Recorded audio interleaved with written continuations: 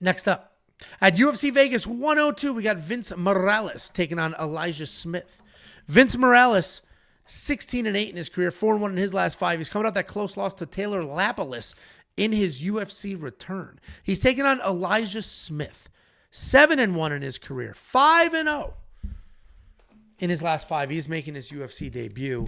Vince Morales, decent striker, okay boxing. He makes up for any of those technical gaps just with straight up forward pressure and volume. He's always moving. He's always working something. He's got legit power in his hands, but he does tend to go to it pretty often, right? He's chasing power, and then he'll fizz it out if he doesn't find the finish. He was cut from the UFC in 2022. Then he racked up 5 wins in the regional scene, earned his way back into the UFC, did fight Taylor Lapilus, did some digging, fought like a dog, ultimately wasn't able to get it done. He's taking on Elijah Smith, a good grappler, nice little prospect, decent striking. His hands are fast. He's got solid power. Takedowns are also very fast. He does a great job covering distance. And if he gets a takedown on top, he's got good control. Even if somebody works up, he's usually, bang, a shot right behind it, right to the leg, trying to get it back to the ground. He's got good cardio, decent power, and a good prospect. Before I do my pick here, I did this in the quick picks. Nice little interactive trick question here. What happened when Vince Morales was cut in 2002? 22. When I got circumcised, the doctor slipped and took 3 inches off. At least that's what I'm blaming it on. So what happened is he racked up 5 wins, 4 by finish. So in the UFC, didn't have a ton of success. Goes to the regional scene, runs through people. Yusuf Zalal, his first run in the UFC, was probably rushed a little bit. Not a ton of success, gets cut, goes to the regional scene, runs through people. And the reason I'm putting it out there is a difference between even fringe UFC fighters and regional people. And anytime we're breaking somebody down like an Elijah Smith. It's like Brian Scalabrine. Who the hell's that? Whoa. I've let a lot of fucking shit slide. I'll be goddamned. A lot of fucking shit slide. But to insult Who the hell's Redhead Brian Jesus, Scalabrine? the White Mamba. Is that the dude on the Eagles? No. To not know Brian Scalabrine, one of the most famous quotes of all time was somebody was trying to trash talk him about how he like sucks or whatever. And he said, I'm closer to LeBron than you are to me, bitch. That is a great quote. And when we break down somebody like Elijah Smith, we can only go off of what we've seen. This guy has only fought 8 times. The analogy I kept using in the recap video last week was MMA is the only sport where you are a professional athlete and you've only done your job a handful of times. Elijah Smith is a professional fighter, and he has only ever gone to work as a professional fighter 8 times. 8 times. And that's all we have to go off of when we break down these fights is the 8 times this guy went to work. It's not baseball, basketball. It's not another sport where they have 52 games, 120, whatever. It's Who's got 52 games? There's 152 for baseball. I fucked it up. My bad. 162. Yeah, well, they took 10 games off to speed up the season. Anyway, so it's always tricky breaking down a young prospect. All you can go off of is what you've seen up until that point in time. And Vince Morales may blow right through him because Vince Morales is a tough guy, and we watched him smoke regional people just last year. Or maybe Elijah Wood actually is that good. I am going to slightly lean Elijah Wood. I am not going to bet on this fight. I'm just going to watch and see. And we're going to learn a lot about both of these men. The reason I'm going to slightly pick Elijah is I do think the nonstop wrestling will be helpful.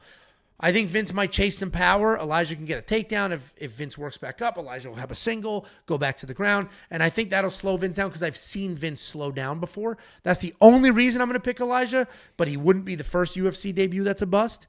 He wouldn't be the first young up-and-comer that hit a bump in the road when he fought a gritty veteran. So can't bet this. These odds are absurd. I'm just going to watch and enjoy. What do you think, Jakey boy? Yeah, last week I sat here and I told you guys Rong Zhu was going to smoke. What's his name? Colby Steele. Colby Steele definitely showed some toughness in that fight. But I sat there and I said, listen, I don't know what this guy does well. He's not a great boxer. He is I think his takedowns are overrated. And if he can't get those takedowns, he's not going to win the fight. And then here we are again. I don't know what Elijah Smith does really well. He was a good high school wrestler. That shit doesn't work when you get to these guys that have been doing this MMA wrestling shit for a long time. Vince Morales at Syndicate MMA training with the likes of fucking Muin and fucking Nazim and Marab is there and all. I mean, he gets high level looks. The high school wrestling isn't going to work. So is he going to be able to strike with Vince? He's got decent striking, but again, he's been doing that for like 3 years because that's all he's really been fighting. He started learning. He was a wrestler that wanted to start doing MMA. He started learning striking. Yeah, I think he is going to be a prospect. I think he does have the chops and the abilities and athleticism to be a good fighter eventually. I think this is a little bit too much too soon. Vince is a very capable striker. I picked the plus 3.5 against Taylor Lopoulos because I said, listen, he is going to come on at some point and he will get the takedowns. It took until the third round, but he started getting the takedowns. So this whole thing of like slowing down, if anybody's going to slow down, it's going to be Elijah. You saw that in his last fight. I know it was short notice, but there wasn't a whole lot happening in those first couple rounds, and he was working through it, and he toughed it out, and he ended up getting that win, getting his contract. But Elijah Smith, he can be a long striker, but he's not great at it. He can be a wrestler, but he's not great at it. He can do jiu-jitsu, but he's not great at it. I think he gets in a situation where he tries to force the wrestling, and if you try to force the wrestling against a guy like Vince Morales, this high-level, in my opinion, grappler, not really a wrestler, but a grappler, and he can do some stuff, and you start slowing down and you get desperate.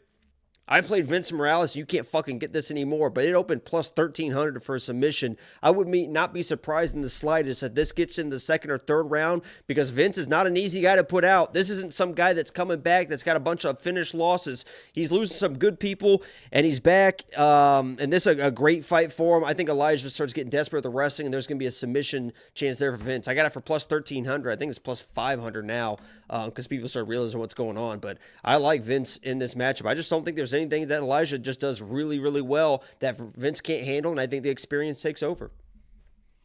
Yeah, listen, I had all the same. I went back and forth, and ultimately I was like, I am going to pick the prospect, but I'm just not going to bet this fight. So I'm not betting it.